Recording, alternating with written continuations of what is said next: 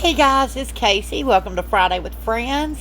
Today we're going to be doing a Halloween collaboration. I'm going to be working with this handmade mold I made and a stencil. First, I'm going to take my chrome marker, and I think this is by J Diction, and I'm just going to outline this pattern of this ghost. Very simple to do. Just go around the edges of it with your marker, and then you can pull your stencil back and you'll have your outline.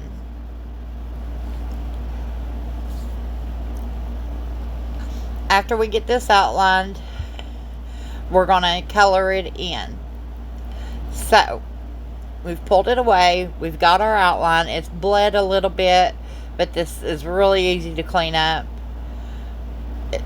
But these chrome markers do bleed a little bit on silicone.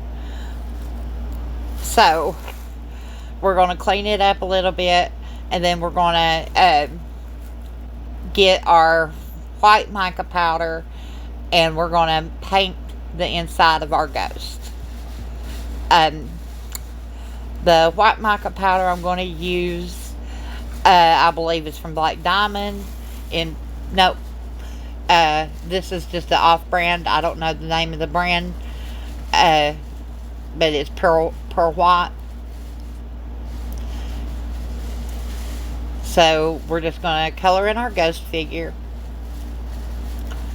and then we're just going to pick up our mold, turn it upside down, and knock any extra powder off of there. And we're going to clean up around it with a baby wipe. Okay, now I'm going to use these two little bats and put them on the mold as well. Same process. I'm going to take my black Posca acrylic marker. These are great on silicone, guys. So good on silicone. I love them. Any acrylic marker will work, but I love the Posca brand.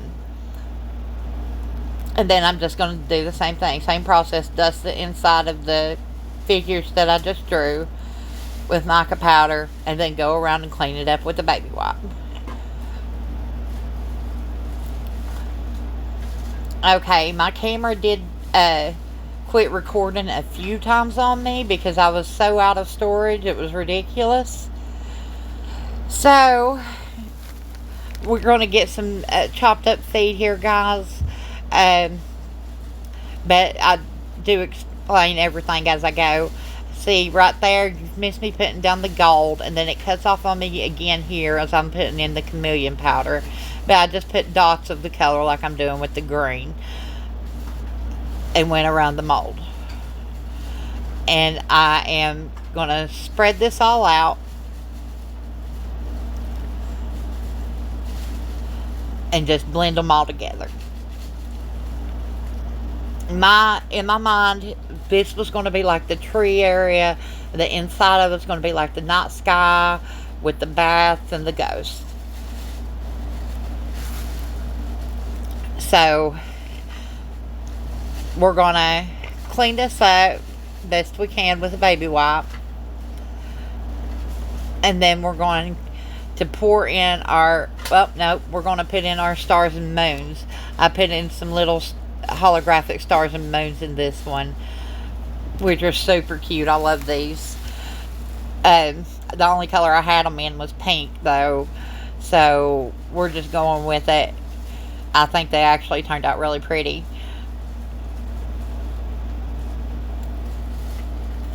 Kind of gave it that little extra something I was looking for. But we're going to put in our little stars and moons all over it. We're going to spread them out. We don't want to just throw in a ton. We just want to spread them out and just sprinkle them around where we have little stars and moons everywhere. We don't have just stars in one spot. We have stars and moons in every spot. Okay, and then once we get these all spread out, we're going to mix up our pigments in our resin. Okay, I've got Bond Craftor epoxy resin here, and I've got a pigment that I mixed up that's part blue and part black, I was trying to go for a deeper blue. It wasn't deep enough for me. The color was just not right. I'm looking for a midnight blue. So I kept adding black until I got to the shade that I was looking for. This came out to be a very beautiful color. Love this color. I mean, it is just luscious. Look at that. Is that not gorgeous? So I'm going to pour this into the mold, and then we're going to let it cure for not 24 hours. I've got the G3 curing machine, so this is going to be cured in about an hour and a half, 2 hours. It is super fast at curing stuff like this. And this is a 24-hour resin. So 2 hours later, it is cured, and we're going to go in with our polyurethane resin. This is a clear polyurethane resin by Specialty Resin Company. I do have a discount for this. It is tenable, but this shows it has to be accurately mixed and mixed well to get it the color you're wanting. You'll see my black turns gray, and that's because it wasn't accurately mixed. I didn't hold it up and make sure I had the right measurements. I didn't mix it well enough. This was all my fault. So it turned gray, and I overpoured way too much resin in there. But that's okay. We can clean that up. This is what we're looking like at this point. Don't judge now. We're not done. This is just the base of where we're going. So we've removed all that excess resin from there. That was super simple. And we're going to outline these bats again with the Posca marker, just to give them a darker highlight.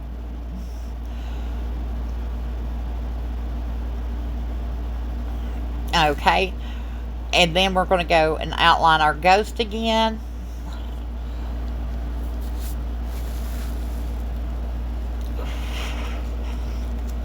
And then after we get our ghost all colored in, we're going to draw on some little eyes and a mouth, and then we're going to outline it in black. This was a really fun project for me. I really enjoyed doing it. I hadn't really worked with stencils on the mold before, so it was a really fun learning process. But I'm outlining it in black now, and once we get him outlined, I'm going to outline the edge of this tray in silver, and I missed that. That's part of the chopped up video. I'm going to outline the edge of this tray in silver, so it kind of highlights the interior of it. But now that I've got it outlined, I've already poured on a clear coat. That's another part that I missed. But I poured some of the clear resin out of my octopus back into the mold to show you guys that I put a clear top coat on top. This is the finished product. I think it's super adorable. I really love it. I've got the ghost coming out of the trees and the night sky with the bats. Super cute. Love the edges. Love everything about it. I hope you guys enjoyed this. You have a blessed day.